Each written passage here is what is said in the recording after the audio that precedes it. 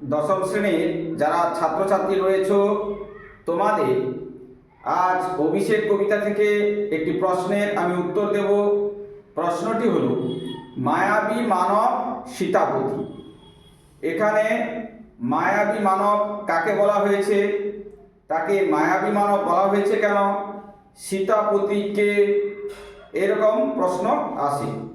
তো আমি প্রশ্নগুলোর একটা উত্তর দেব, তোমরা শুনতে থাকো।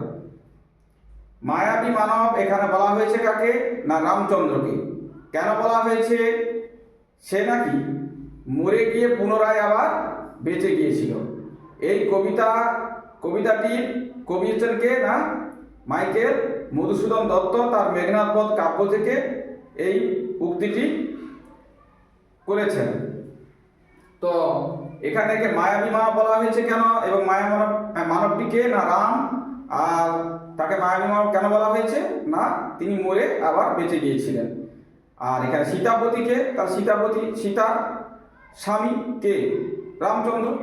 তাহলে নিশ্চয়ই তোমরা বুঝতে পারলে যে মায়াবী মানব সীতাপতি বলতে গিয়ে এখানে কতগুলো কোশ্চেনের আমি উত্তর একসঙ্গে দিলাম। নিশ্চয়ই তোমরা বুঝতে পারলে। যদি বুঝতে না পারো তাহলে তোমরা কমেন্ট করবে, আর যদি বুঝতে পারো চ্যানেলটা ফলো দিয়ে সাবস্ক্রাইব করে পাশে থাকবে পরে এরকম সুন্দর প্রশ্ন উত্তর পাওয়ার জন্য।